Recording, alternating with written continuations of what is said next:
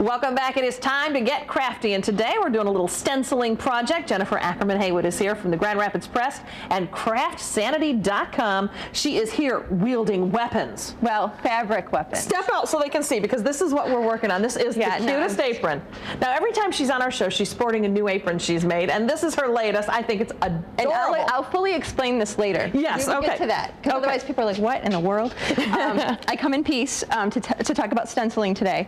And the cool thing is, you can do this, you know, if you want a cool t-shirt, there's a way to do it without doing a run of 100 t-shirts. You can do your own. I made this one, and I had not, I don't have a lot of experience with this, so it's easy, because I just picked up some of the techniques, and I'm going to share those with you. Okay. Basically, you start in your grocery store with freezer paper. Which I never use for the purpose they sell it in the grocery store. It's still kind of unclear what people really use this for.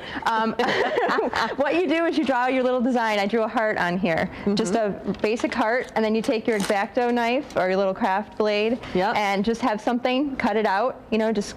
Yeah, don't do it right on the counter, guys. No, you will be upset because your dinner table will never be the same. And then you're left with this little cutout. And you want to make sure that you put it, there's a freezer paper has a kind of shiny side.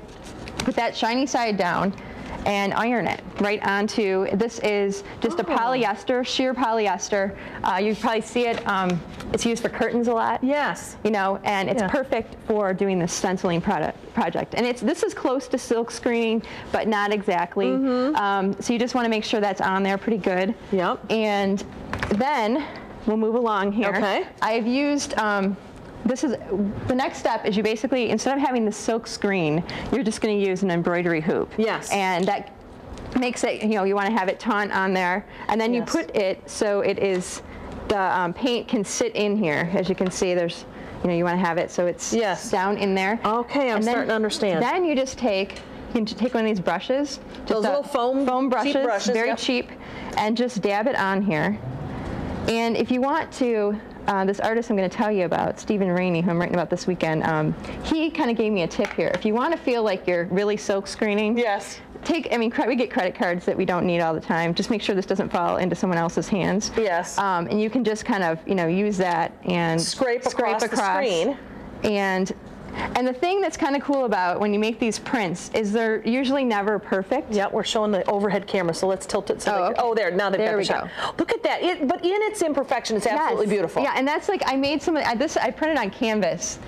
It's becoming no secret now that I'm really into aprons. And these can be used as patches, like on a backpack or something. Who knows what I'll end up doing with these things. Relatives will get them for Christmas, and they won't know what to do. And here's they already think you're a nut, I'm sure. So. When I show up with aprons, no one really blinks now. But and these are for St. Patrick's Day. You can make a little, you know, banner, another one of my favorite things.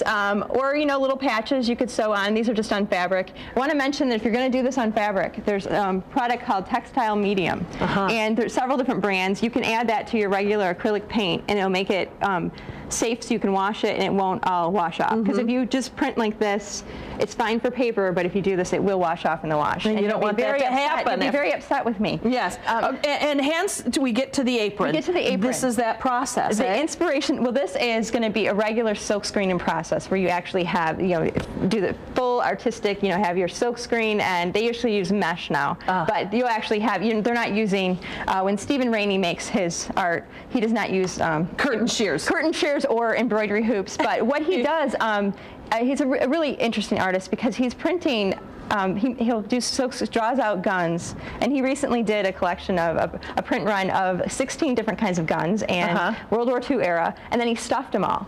So he really took the violence out of something very violent, and I really thought that was an interesting contradiction. And I thought, well, kind of along the same vein, he'd printed these and wore them on the side of his jeans, and I decided that they would make perfect pockets on an apron. So. I love it. Well, you can read more about him on Sunday's Grand Rapids Press column, and go check out more information on our website, WZZM13.com. Click on Take 5 links. That'll send you over to CraftSanity.com if you want more great ideas to do. Thanks so much. Thanks. After a long winter, it is finally time to start working on your garden. When we come back, the perennial diva, Stephanie Cohen, is here with some time.